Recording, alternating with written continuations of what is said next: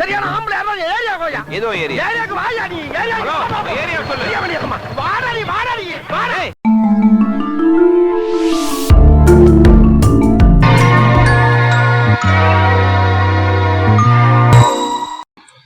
வணக்கம் ஐயா.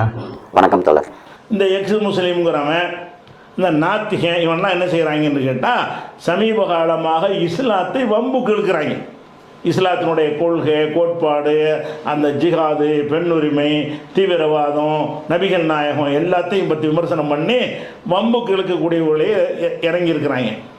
அவங்க அனைவருக்குமான ஒரு பகிரங்க அறைகூவல், நீ எக்ஸ் முஸ்லீமாக இரு, நீ எந்த இளவா வேண்டாலும் இரு, நாத்திகனாக கூட இரு, இஸ்லாத்தின் மீது உனக்கு என்னென்ன விஷயம் மாற்று கருத்து இருக்கிறதோ அதை நீ பொது வெளியில் சொல்வதற்கு உனக்கு சொல்லிட்டு போ. ஆனால் அது குறித்து உன்னோடு நேருக்கு நேர் சந்திப்பதற்கு முஸ்லீம் சமுதாயம் தயாராக இருக்கிறது. எக்ஸ் முஸ்லீம்ங்கிறியா வா, உன்னுடைய கொள்கை கோட்பாடு என்ன எல்லாத்தையும் சொல்லு. எங்கள் கொள்கை கோட்பாடு என்ன, இந்த ரெண்டையும் வைத்து எது சரி என்று விவாதிக்க வேண்டும். இதுக்கு நீ முன் வர வேண்டும். முன் வந்தால் நீ எக்ஸ் முஸ்லீம்ங்கிற பேரில் என்ன வாதம் வைத்தாலும் சரி, விவாதம் சொன்னால் நேருக்கு நேரம் உட்காந்து முகத்தை மறைச்சிக்கிட்டு பேப்பரில் எழுதிக்கிட்டு இந்த கல்ல வேலை பார்க்குற விவாதம் அல்ல. விவாதம் என்று சொன்னால் நேருக்கு நேரம் உட்காரணும். நாங்கள்னா நான் தயாராக இருக்கிறேன், சரியா? என்னை தொடர்பு கொள்ளுங்கள். நீங்கள் பகிரங்க அறிவிப்பு செய்யணும், ஒப்பந்தம் போடணும். ஒப்பந்தம் போட்டு நீங்கள் கிறிஸ்தவர்கள் இஸ்லாத்தை பற்றி விமர்சித்த வகையில் அந்த விவாதம் இருக்கக்கூடாது. நீங்கள் எங்கள்கிட்ட கேட்குற மாதிரி நாங்கள் உங்கள்கிட்ட கேட்போம். இரண்டில் எது சரி, இரு தரப்புலையும் என்ன செய்யணும், நீங்களும் கேள்வி கேட்பீங்க, நாங்களும் கேள்வி கேட்போம். நாங்கள் கேட்குற கேள்விக்கு நீங்கள் பதில் சொல்லணும், நீங்கள் கேட்குற கேள்விக்கு நாங்கள் பதில் சொல்லணும். நீங்கள் கேள்வி மட்டும் கேட்கக்கூடிய வகையில் சில இதுக்கு பதில் என்ன, அதுக்கு பதில் என்னன்னு கேட்டீங்கன்னா அது விளக்கம் கேட்குறதுக்கு தனியாவா. நீ விவாதித்தல் என்று வரும் என்று சொன்னால் உன்னுடைய அனைத்து விதமான விஷயங்களிலையும் நாங்கள் கேள்வி கேட்போம். எங்களுடைய அனைத்து விதமான கொள்கைகளை நீ கேள்வி கேட்கலாம் என்ற அடிப்படையில் தயார் என்று சொன்னால் இதை பகிரங்கமாக அறிவிக்கிறோம். யாராக இருந்தாலும் சரி வந்தால் என்ன செய்யணும், என்ன தலைப்பில் விவாதிக்கணும்னு சொல்கிறியோ நீ சொல்கிற தலைப்புகளில் நாங்கள் விவாதிக்கிற மாதிரி நாங்கள் சொல்கிற தலைப்புகளில் நீ விவாதிக்க ஒத்துக்கணும். இருதரப்புக்கும் சமமான முறையில் விவாதிப்பதற்கு தயார் என்று சொன்னால் அதை ஏற்றுக்கொள்வதற்கு நாம் தயாராக இருக்கிறோம். எதுக்கு எடுத்தாலும் இது நபி வழி இல்லை, இப்படி குரான் சொல்லலை, இப்படி ஹதீதுகளில் இல்லை, இது ஹராமு, இது ஹலாலு இப்படின்னு சொல்லிக்கிட்டு இருக்காங்க இஸ்லாமிய பிரச்சாரர்கள். அண்ணன் பிஜே அவர்கள் அவர் அமைப்பு தொடங்கின காலத்திலேருந்து விவாதத்துக்கு வாங்கன்னு கூவிக்கிட்டு இருக்காரு. எனக்கு தெரிஞ்சு விவாதம் செய்கிறவங்களோட உட்காராதீங்க அப்படின்னு குரான் சொல்லுது. இப்படி தங்களுக்குள்ளேயே இஸ்லாமியர்களுக்குள்ளேயே விவாதத்துக்கு வாங்கன்னு கூப்பிட்றதும், மாற்று மதத்தினரோட விவாதம் செய்வது, கடவுள் நம்பிக்கை இல்லாதவர்களோட விவாதம் செய்வது, இப்படி மும்மது எப்பொழுதாவது எந்த காலத்திலாவது யாரோடாவது விவாதம் செய்திருக்காரா? அப்படின்னா நிச்சயமாக இல்லை. இஸ்லாம் சார்ந்த விஷயங்களில் எதிர்த்தரப்போட விவாதம் செய்கிறதுக்கு அனுமதி இல்லை. எதிராளி அந்த மாதிரி இருந்தாக்கா எழுந்திருச்சு போயிடணும்னு தான் குரான் சொல்லுது. அப்போ அழகிய முறையில் கூறுவீராகன்னு சொல்கிறது மார்க்கத்தை எடுத்து சொல்கிறது. அதாவது அந்த யூத கிறிஸ்தவர்கள்ட்ட ஓரிரை கொள்கையை சொல்கிறது, அதாவது தாவா பண்ணுறது. இதுக்கு மட்டும்தான் அனுமதி இருக்குது. அதை தவிர அண்ணன் பிஜே சொல்கிற மாதிரி எல்லாத்தையும் போய் வம்பு வளர்ப்போம், நாங்களும் விவாதம் பண்ணுவோம் அப்படின்ட்டு சொல்கிறதுக்கு எந்த ஒரு முகாந்தரமும் இல்லை. முகம்மது நபி செய்தாரான்னு கேட்குறீங்க. முகம்மது நபி என்ன செய்வார்னாக்கா கிறிஸ்தவர்கள்ட்ட முபாகலா நடத்தலாம் அப்படின்னு கூப்பிடுறாரு. முபாகலானாக்கா சாபம் விடுறது. நீ சொல்கிறது உண்மையா, நான் சொல்கிறது உண்மையா, வா குடும்பத்தோட போய் சாபம் விடுவோம் அப்படின்னு கூப்பிடுறாரு. இதுதான் குரான் சொல்லுது. ஆனால் அதுக்கு கிறிஸ்தவர்கள் ஏன் ஏற்கலைன்னாக்கா சாபம் விடுறது கிறிஸ்தவத்தில் தடை செய்யப்பட்டது. அது யூதத்தில் அனுமதிக்கப்பட்டது. சாபம் விட்டுக்கணும். சாபத்தை கூட சவாலாக விடுறதில்ல. சாபம்ன்றது கடவுளின் சாபங்கிற மாதிரி. இப்போ இவங்க சொல்கிறாங்கல்ல, அல்லாவின் சாபம் லகனத்து உண்டாகட்டும் அப்படின்ட்டு இதே மாதிரி சொல்லிக்கிறது. கூட்டை வச்சு நீயா நானான்னு பார்க்குறது கிறிஸ்தவத்தில் இல்லை. அது இல்லைங்கிறது தெரிஞ்சதுனால அவர் நீங்கள் வாங்க போட்டு பார்க்கலாம். இப்போ எப்படின்னாக்கா இப்போ ஒரு திராவிட தலைவர் வா பண்டிகை எடுத்தீங்கன்னா அவர் ஏன்னா முஸ்லீமுக்கு போய் என்ன செய்வாங்க, போவாங்களா? போக மாட்டாங்க. அல்லது முஸ்லீம்களை வந்து வேற யாராச்சும் ஒருத்தவங்க ஹலால் பண்ணாத கறியை சாப்பிட்டவங்க கூட போவாங்களா? போக மாட்டாங்க. அதுக்காக தொழில்னு சொல்ல முடியுமா? ஏன்னா இவன் மார்க்க அனுமதிக்காததை எதிராளிகிட்ட சொன்னாக்கா வர மாட்டான். அந்த யுக்தியை தான் முகமது நபி கடைப்பிடிச்சார். ஸோ இது வந்து ஒரு ஏற்றுக்கொள்ளக்கூடிய செயல் அல்ல.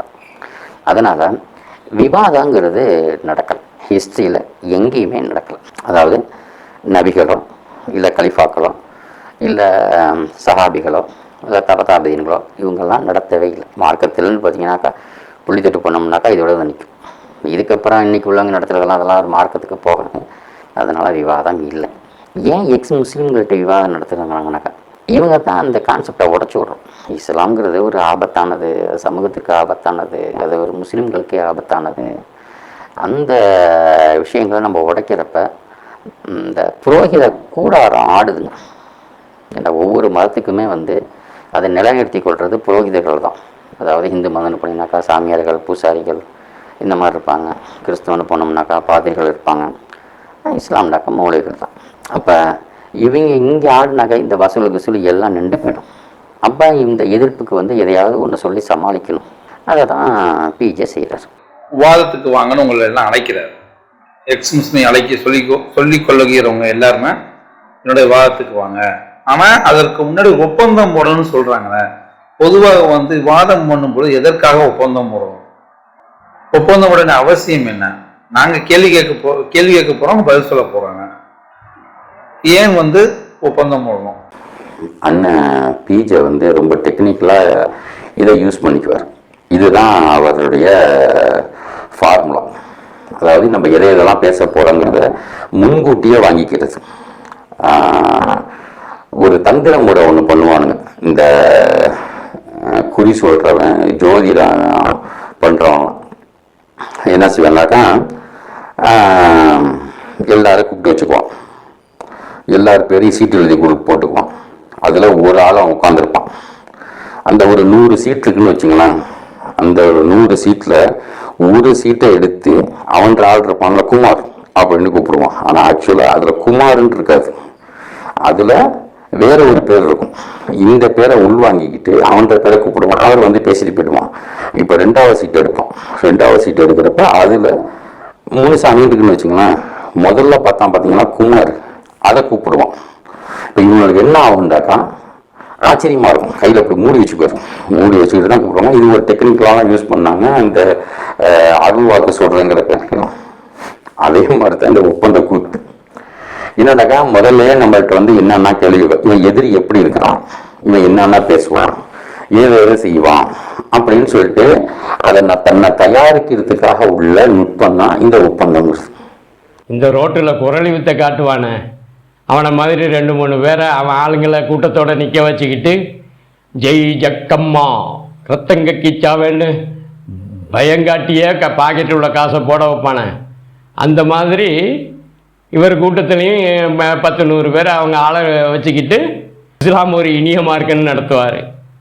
அதில் வேற ஒரு கண்டிஷன், ஒரு கேள்விக்கு மேலே மறு கேள்வி கேட்கக்கூடாதான். அவர் சொல்கிற பதில் சரியாக இல்லைன்னாக்கா மாற்றி எதுவும் கேட்கக்கூடாது.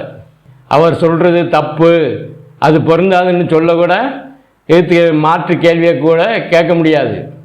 மற்றவங்களுக்கும் வாய்ப்பு கொடுக்கணும்னு ஒரு நொண்டிச்சாக்கு. இஸ்லாத்துக்கும் விவாதத்துக்கும் ஒப்பந்தத்துக்கும் என்ன சம்மந்தம் இருக்குது? இவனுங்க என்ன சொல்கிறானுங்க, எல்லாமே நாங்கள் நபி வழிப்படி நடக்கிறோம், ஆட்டினா ஆட்டுறோம், நீட்டினா நீட்டுறோம், மடக்குனா மடக்கிறோம் அப்படின்னு ஒன்று சொல்கிறாங்க. எங்கேயுமே இஸ்லாத்தில் விவாதம் நடக்கலை, நடத்தவும் முடியாது. 2வது அதுக்கு ஒப்பந்தம் போடுறதுங்கிறது அதை விட ஒரு பைத்தியக்காரத்தம். ஒரு பொதுவாக ஒரு விதிமுறை வைக்கலாம். நீங்கள் இப்போ விவாதம் பண்ணுறோம், சரி 2 பேரும் நேருக்கு நேராக மோதிக்க பேசிக்காம நீ என்ன சொன்ன இப்படி பேசாமல் ஒரு நடுவரை வச்சுக்கிட்டு நீங்கள் பேசலாம், நடுவர் பார்க்க ஒரு கருத்தை சொல்லலாம் அப்படின்னு வைக்கலாம். வார்த்தைகளுடைய அளவுகோல் சொல்லலாம். இந்த உரிமையில் பேச அது என்னென்னலாம் முறை இருக்குதோ அந்த 2 பேருக்கு சேர்ந்து இந்த விதிமுறைகளை வச்சுக்கலாம். இவ்வளோதான். என்ன பேச போகிறோங்கிறத ஒப்பந்தம் பண்ணக்கூடாது. உலகத்திலே இப்படி விவாதம் பண்ணும்போது யாரும் வாங்க ஒப்பந்தம் போட்டுக்கிட்டு விவாதம் பண்ணுவோன்னு கூப்பிட்டதும் இல்லை, செய்கிறதும் இல்லை. இவர் அதிசயமாக ஒப்பந்தம் போட்டுக்கிறோங்கிறாரு. அதாவது இந்த பேட்டை ரவுடிங்க 4 பேரை ஒன்றா பார்த்துட்டா, டேய் ஒண்டி கொண்டி வரியாம்பாங்க. அது வரையும் அவன் என்னமோ பெரிய வீரம் மாதிரி வாழை எடுத்து வீசிக்கிட்டு இருப்பான் வாயால். 4 பேரை ஒன்றா பார்த்துட்டா ஒண்டிக்கு வரியாம்மா. அந்த மாதிரி இவர் நேராக வரியா ஏன் எழுத்தில் விவாதம் பண்ணால் செல்லாதோ, அழிஞ்சு போயிருமோ, இணையத்தில் எழுத்துப்பூர்வமாக பண்ணால் செல்லாதோ, இணையத்தில் சோசியல் மீடியாவில் விவாதம் பண்ணால் செல்லாதோ, இணையத்தில் எழுத்துப்பூர்வமாக இப்படி விவாதம் பண்ணுறதுல எங்களுக்கு ஒரு வசதி இருக்குது. அதாவது அவர் அதையே தொழிலாக செய்கிறவர், அதில் பிழைப்பு நடத்துகிறவர், அதில் கோடி கோடியாக சம்பாதிக்கிறவர். அதனால் குர்ஆன் ஹதீஸ்களை பற்றி அவர் டக்குன்னு எடுத்து வைக்க முடியும். நாங்கள் அதையே பொழப்பாக நடத்துகிறோம்.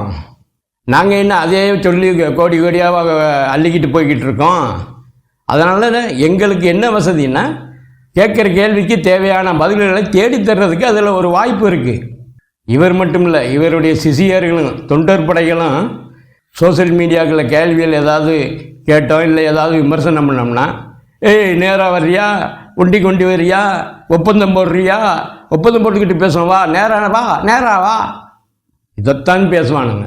இவ்வளவுதான். என்ன பேச போறோங்கிறத ஒப்பந்தம் பண்ணக்கூடாது. இதை ஒரு ஒப்பந்தம் போட்டு அப்படியே சுருக்கி கொண்டு போய் செய்தி பேசுவானுங்க. அப்ப அதுக்கு வெளியே கொஞ்சம் நவந்தம்டாக்கா அதெல்லாம் ஒப்பந்தத்தில் இல்லை, நீங்கள் ஒப்பந்தம் போட்டு தானே நீங்கள் பேச வந்தீங்க அப்படின்னு பேசுவானுங்க. எவ்வளோ பெரிய ஒரு முட்டாள்தனத்தை இவங்க பண்ணுறாங்க. இவனுங்க முட்டாள்தனமாக பண்ணிக்கிட்டு இவனுங்க அறிவாளின்னு நினச்சிக்கிறாங்க. இப்போ நான் என்ன சொல்கிறேன், விவாதத்துக்கு வர்றேன். ஒரே தலைப்பு முஹம்மது அப்படிங்கிற ஒரே தலைப்புகளை மொத்த இஸ்லாத்தையும் விமர்சிப்போவா? நான் கேள்வி வைக்கிறேன், நீ பதில் சொல்கிறேன், அவ்வளோதான், வேற ஒன்றும் இல்லை. ஒரே ஒரு தலைப்பு. ஏன் விவாதம் பண்ணக்கூடாது? பண்ண வர மாட்டாங்க. ஏன்னா அவங்களுக்கு தெரியும் முதல்ல இங்கே, அதாவது இவங்க கம்பெனி எப்படி இருக்குங்கிறது அவங்களுக்கு நல்லாவே தெரியும். இப்போ சமீப காலத்தில் கூட அந்த ஹதீஸுகள்லாம் மறுப்புலாம் வந்துச்சுல பிஜேலாம். ஏன் அப்படின்னாக்கா தண்ணி விட்டுடணும். 2 யுக்தியை பயன்படுத்தணும். ஒன்று, குர்ஆனுக்கு வெவ்வேறு பொருள் கொடுக்கறது, அதாவது தமிழாக்கத்தில் வெவ்வேறு பொருள்களை முதல்ல கொடுத்து இதுதான் குர்ஆன் உருவாக்கிறது. அப்புறம் ஹதீஸ்களை எடுத்துக்கிறது. ஹதீஸ்களை இதெல்லாம் சரியில்லை, இதெல்லாம் குர்ஆனுக்கு பொருந்தலை, எனக்கு மொழிபெயர்ப்பு வச்சு தான் கொண்டு வருவாங்க. ஆமாம், விவாதம் பண்ணும்போது இந்த மொழிபெயர்ப்பு சரியில்லை, அந்த மொழிபெயர்ப்பு சரியில்லை, நாங்கள் பண்ண மொழிபெயர்ப்பு மட்டும்தான் சரியானது, அந்த ஹதீஸு சரியில்லை, இந்த ஹதீஸு செல்லாது, இப்படி உருட்டுறது இவங்களுடைய வேலை. அவருடைய சிசியர்களுக்கும் தொண்டர்களுக்கும் அவர் மொழிபெயர்ப்பு தான் சரின்னு சொல்லுவாங்க. அவரே பல முறை குர்ஆனில் அடுத்தடுத்து பதிப்புகளில் திருத்திக்கிட்டே வந்திருக்காரு. அவர் மொழிபெயர்ப்பு நிறையா தப்பு செஞ்சுருக்கான்னு மற்ற எல்லா மொழிபெயர்ப்பாளர்களும் இமாம்களும் சொல்லிக்கிட்டு இருக்காங்க. அவர் மொழிபெயர்ப்பை எடுத்து வச்சுக்கிட்டு அதுதான் சரின்னுக்கிட்டு நம்மள்ட்ட விவாதத்துக்கு கூப்பிட்றாரு. அதாவது அறிவியல் கண்டுபிடிப்புகளில் குர்ஆனில் நிறைய மாற்றமாக இருக்கிறதுனால சொற்களுக்கு புதுசாக மொழிபெயர்ப்புகளை கண்டுபிடிச்சி இவர் மொழிபெயர்த்து வச்சுருக்காரு. அதை வச்சுக்கிட்டு அவர்கிட்ட விவாதம் பண்ணணுமா. அதனால தான் அவர் நேராக வாங்குறாரு. எழுத்துப்பூர்வமான மற்ற இதெல்லாம் நாம் எடுத்து போடுவோம்ல, அப்போ சிக்கல் வரும்ல. ஏன்னா ஒரு விவாதம் பண்ண போகும்போது அத்தனை மொழிபெயர்ப்புலையும் கையில் தூக்கிக்கிட்டா போக முடியும்? காகிதத்தில் எழுதி விவாதம் பண்ணுறது கள்ளத்தனமா? இவர் கள்ளத்தனம் பண்ணுறதுக்கு, தன்னுடைய மொழிபெயர்ப்பை வச்சுக்கிட்டு கள்ளத்தனம் பண்ணுறதுக்கு இப்போ இவங்க என்ன பண்ணணும்னாக்கா, முதல்ல உள்ள ஆரம்ப கால மொழிபெயர்ப்புகள் தப்சீர்கள் இருக்குல்ல, அதை எடுக்க சொல்லுங்க, எடுக்க மாட்டாங்க. இவனுங்களோட தப்சீர் எது இருக்கு, இவனுங்க எதை எழுதி வச்சுக்கிறானுங்களோ அதை வச்சுக்கிட்டு அதிலிருந்து ஹதீஸ் அமர்த்திக்கிட்டு இந்த அடிப்படையில் தான் அவங்க கொண்டுட்டு போயிட்டு இருப்பாங்க. இதெல்லாம் ஒரு தில்லாலங்கடி. இந்த தில்லாலங்கடியெல்லாம் கிறிஸ்துவன்ட்ட பழிக்கும். இந்த நாத்திகர்கள் வேதம் பண்ணாங்களா அவங்கள்ட்ட பழிக்கும்.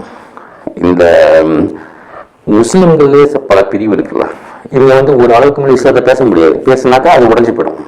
அப்போ பேச மாட்டாங்கன்னு இவனுக்கு தெரியும், அவனுக்கு தெரியும். ஒரு வட்டத்துக்கு மேலே, இப்போ உதாரணத்துக்கு ஒரு சலஃபி குரூப்பும் ஒரு பிஜே குரூப்பும் விவாதம் பண்ணுறாங்க, அல்லது ஜமாலி குரூப்பும் பிஜே குரூப்பும் விவாதம் பண்ணுறாங்கன்னு வச்சுங்களேன், ஒப்பந்தம் போட்டு விவாதம் பண்ணுறாங்க.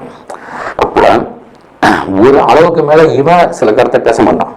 பேசினோம்னாக்கா அது இஸ்லாத்துக்கு ஆபத்தாயிடும். அவனும் பேச மாட்டான், இஸ்லாத்துக்கு ஆபத்தாயிடும். இதனால இது உள்ளுக்குள்ள அந்த குட்டைக்குள்ளேயே குதிரை ஓட்டுவாங்க. இப்போ நம்மகிட்ட வந்தால் அது முடியாது, உடச்சி விட்டுடுவோம். இப்போ இவங்க இது வரைக்கும் இப்போ பிஜே என்ன பண்ணி வச்சிருக்காருனாக்கா ஓரளவுக்கு ஹதீஸ் மறுப்பு போயிட்டு இருக்கிறாரு. இப்போ 10 வருஷத்துக்கு 20 வருஷத்துக்கு முன்னாடி இவர் தான் பெரிய மார்க்க அறிஞர்னு சொன்னவனுங்க இன்னைக்கு இந்த ஆள் சரியில்லை, இந்த ஆள் முடுத்த தாயிட்டான் அப்படின்னு சொல்லிட்டு நம்ம பக்கம் இந்த ஆளை தள்ளி விட்டாங்க. இப்போ நம்ம கேள்வி என்னண்டாக்கா, விவாதத்துக்கு வர்றாரா, முதல்ல பிஜே இவங்க எல்லாம் ஒரு முஸ்லீம்னு முதல்ல ஏற்றுக்கிட்டோம், இவர் ஒரு மார்க்க அறிஞர் தான் அப்படின்னு முதல்ல இவங்க இந்த முஸ்லீம் மட்டும் ஃபுல்லாக ஏற்றுக்கிட்டோம். ஏன்னாக்கா அவங்களும் நம்ம எக்ஸிபிஷன் சொல்கிறாங்க, இஸ்லாத்தை பற்றி எதிர்த்தா பேசுகிறாங்க, அந்த சங்கி அப்படி இப்படின்னு 1000 கருத்தை வைக்கிறாங்க. இவங்களும் அதை தான் வைக்கிறாங்க. இருக்கிற இஸ்லாத்தில் இருக்கிற எல்லா குரூப்புமே, அது எந்த பிரிவாக இருந்தாலும் சரி, அது அஹமதியாக இருந்தாலும் சரி, ஷியாவாக இருந்தாலும் சரி, தௌஹீதாக இருந்தாலும் சரி, சுன்னத் ஜமாத்தாக இருந்தாலும் சரி, தப்லீக்காக இருந்தாலும் சரி, எல்லாருமே எக்ஸ் முஸ்லீம் இருக்காங்க. இஸ்லாத்தை விட்டு வெளியே முறுத்தத்தை இவன் கொல்லப்பட வேண்டியவன், இவன் சரியில்லை என்று ஒரு புள்ளியில் நிற்கிறாங்க. ஆனால் பிஜேக்கு அப்படி இல்லை. பிஜே அதே மாதிரி இவர் சரிதான், இவர் மார்க்க அறிஞர் தான் அப்படின்னு சொன்னாக்கா நேரடிவாதி கூட போயிடலாம், பிரச்சனை கிடையாது. ஆனால் பிஜேயை எல்லாரும் ஒத்துக்கணும். பிஜே யாரும் ஒத்துக்கணும்? பிஜே சொன்னா சரிதான், இது வரைக்கும் அவர் சொல்லிட்டு இருக்கிற மார்க்கெட் இதர விஷயங்கள் எந்த பிரச்சனையும் இல்லைன்னு சொல்லிட்டு தமிழகத்தில் உலாமா சபையிலிருந்து எத்தனை அமைப்புகள் இருக்குதோ ஒருத்தர் லெட்டர் போய்ட்டு வச்சுக்கிறோம் ஃபத்வாக்குண்டு. இவங்க எல்லாம் ஒன்று சேர்ந்து ஒரு கையெழுத்து போட்டு பிஜேயை கொடுக்கட்டும். தாராளமாக போய் நானே அவர் சொல்லுவார்ல, நான் ஒரு ஆள் போய் நான் விவாதம் பண்ணுறேன்னா சொல்கிறார்ல எக்ஸிபிஷன்கிட்ட, அதே மாதிரி நானும் சொல்கிறேன், நான் ஒரு ஆள் விவாதிக்கிறேன். இஸ்லாமிய சமுதாயமே தயாராக இருக்குதான். உங்கள் குடுமி பிடி சண்டையே யூடியூப்பில் நாறுத, அந்த பஞ்சாயத்தை முதல்ல முடியுங்கப்பா, அதுக்கப்புறம் எங்கள்கிட்ட வரலாம். எழுத்துக்கு மாத்தமாக ஓசை இருக்குமே, ஆனால் அதுவும் தவறு. நமக்கு ஓசையில அப்ப ஓசையை ஒட்டு எழுத்து இருந்தால் அதையும் குரான் என்று சொல்லுங்கள். குரானுக்கு பிறகுதான் இலக்கண சட்டமே என்ன செஞ்சான் வந்துச்சான் அப்படிங்கிறாங்க. எழுதவே தெரியல, எதுவும் தெரியல, எதுவும் தெரியாம அந்த சட்டங்கள் தெரியாம எப்படி எழுதுனாங்க? சன்னி முஸ்லீமு, தௌஹீதி முஸ்லீமு, ஷியா முஸ்லீமு, அஹ்மதியா முஸ்லீம்னு உங்கள் குடுமி பிடி சண்டையை முதல்ல முடிச்சுக்கிட்டு வாங்க, அதுக்கப்புறம் எங்கள்கிட்ட வரலாம். இந்த ஆள் இருக்காரு, இஸ்லாத்தை பற்றி விமர்சனம் பண்ணோம்னா இஸ்லாமிய ஒட்டுமொத்த சமுதாயத்தையும் இஸ்லாத்தை கேவலப்படுத்திட்டான், முகமது நபியை கேவலப்படுத்திட்டான்னு என்னமோ இஸ்லாமியர்கள்லாம் ஒட்டு மொத்தமாகவும் ஒன்றா இருக்கிற மாதிரியும் குருவி பிடி சண்டை போட்டுக்கிற மாதிரியும் தூண்டி விடுறதுல கில்லாடி, ஷியா வழிகேடல், கபர் முட்டி, பிணவணங்கின்னு சொன்னது கூட மறந்துட்டு எல்லாம் ஒன்றா அப்போ மட்டும் சேர்ந்துக்கிறாங்க. ஆனால் ஒருத்தருக்கு ஒருத்தர் நீ முஸ்லீம் இல்லை, நீ இஸ்லாம் இல்லை, நீ பிணவணங்கி, நீ கபர் முட்டின்னு குடி பிடி சண்டை போட்டுக்கிடுவாங்க. இஸ்லாத்தில் இருந்ததுனால எனக்கு கத்தனா பண்ணிட்டாங்க, என் உடல் உறுப்பு சில பகுதி நீக்கப்பட்டுள்ளது என்னை கேட்காமல அப்படின்னு சொல்ல வரீங்க. இஸ்லாத்தில் இருந்து எதற்காக வெளியே வந்தீங்க? எந்த கருத்து உங்களை வெளியேற்றியது? இந்த கேள்விகளுக்கான பதிலை அடுத்த பகுதியில் பார்ப்போம். தொடர்ச்சியாக இது குறித்து வெளிவரும் வீடியோக்களை உடனுக்குடன் பார்க்க சப்ஸ்கிரைப் செய்து கொண்டு நோட்டிஃபிகேஷன் பெல் ஐக்கானை ஆன் செய்து கொள்ளுங்கள். நன்றி. For detailed analysis, subscribe, like, share, click notification.